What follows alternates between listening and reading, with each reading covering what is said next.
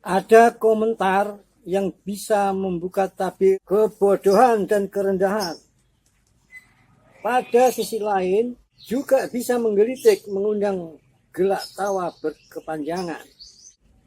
Komentar tersebut mungkin dari pihak oknum Yaman atau pengikutnya yang mengenaskan.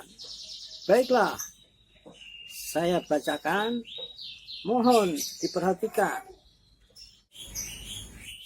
Komentar: Baratayuda perang di alam jin, bukan manusia. Maka jawabannya adalah, apakah jin yang memanusia sekalipun mengerti dan mampu mendalami alam manusia sesungguhnya? Ternyata ada yang membuta mata, membuta hati terhadap tanda-tanda yang begitu banyak dan relatif tidak sulit untuk dibaca. Membuta mata, membuta hati terhadap penyelidikan ilmu pengetahuan modern terkait kehidupan yang sangat panjang, rangkai berangkai, tiada putus. Ternyata kebodohan dan kerendahan patut dapat diduga bukan hanya akibat miskin tata krama dan rendahnya kecerdasan budaya. Kebodohan dan kerendahan itu ternyata juga pol-polan meninggikan makhluk halus.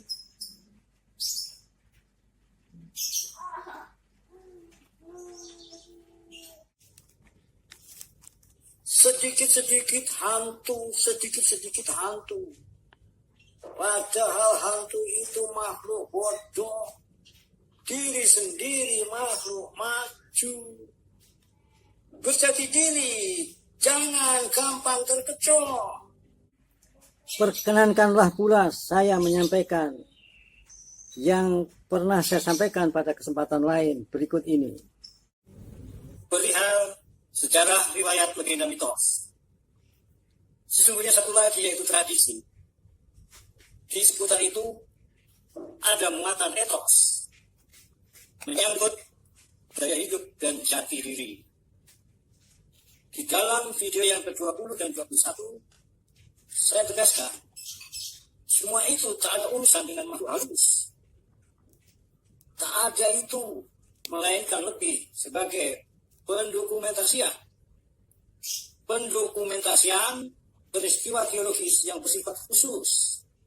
Hati-hati berlogika. Baca dulu tanda-tanda yang ada.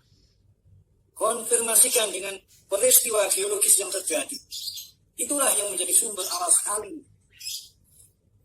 Sumbernya peristiwa, bukan hantu. Yang rendah jangan ditinggi-tinggikan. Bisa-bisa merendahkan yang tinggi jadi rancu. Hantu itu makhluk rendah, jangan dibanding-bandingkan. Mitos itu tak ada urusan dengan hantu. Mitos itu bahasa. Berdayakan pikir dan rasa itu supaya pandai membaca. Pikir ulang, jelas memandang. Pikir matang, jelas memandang. Lakukan perjalanan penjelajahan. Hitung-hitung mencari pengalaman.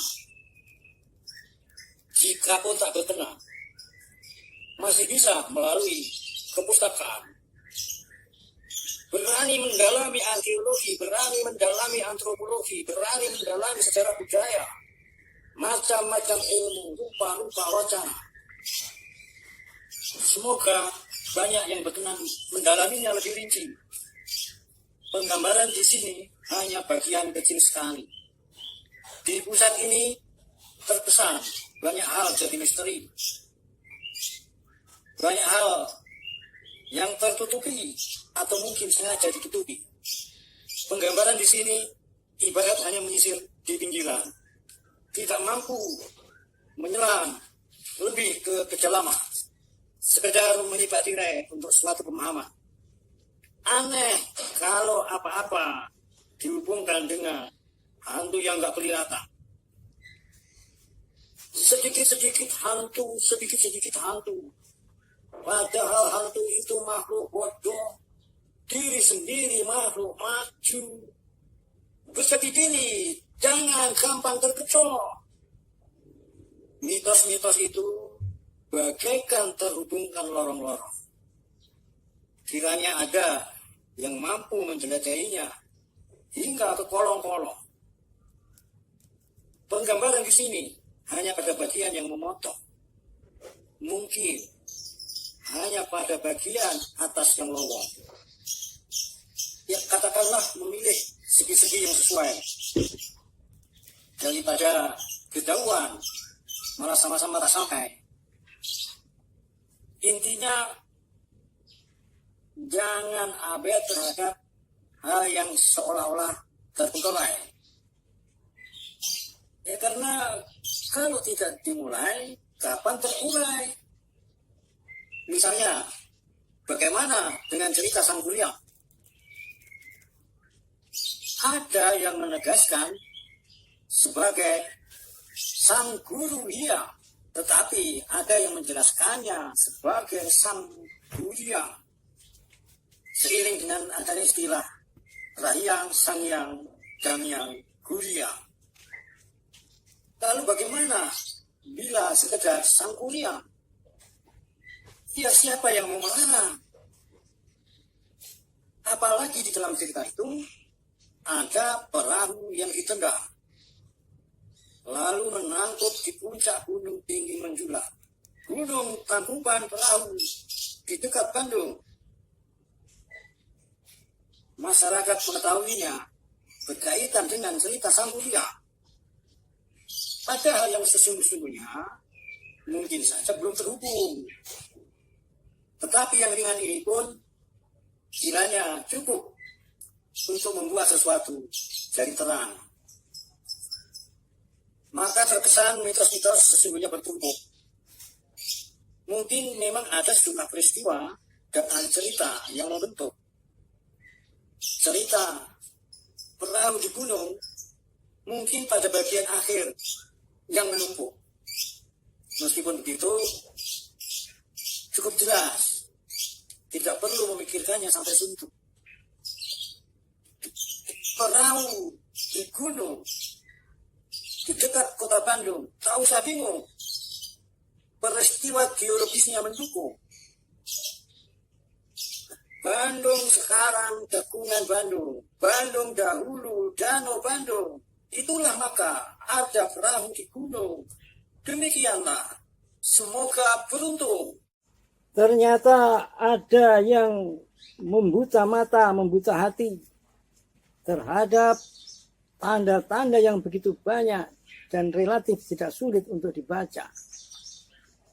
Membuta mata, membuta hati terhadap penyelidikan ilmu pengetahuan modern terkait kehidupan yang sangat panjang, rangkai berangkai, tiada putus.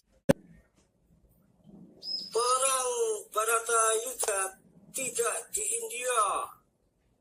Orang di tanah bumi Nusantara Indonesia sudah ribuan tahun berketuhanan yang Maha Esa. Wilayah tanah bumi Nusantara Indonesia, pusat peradaban global zaman es.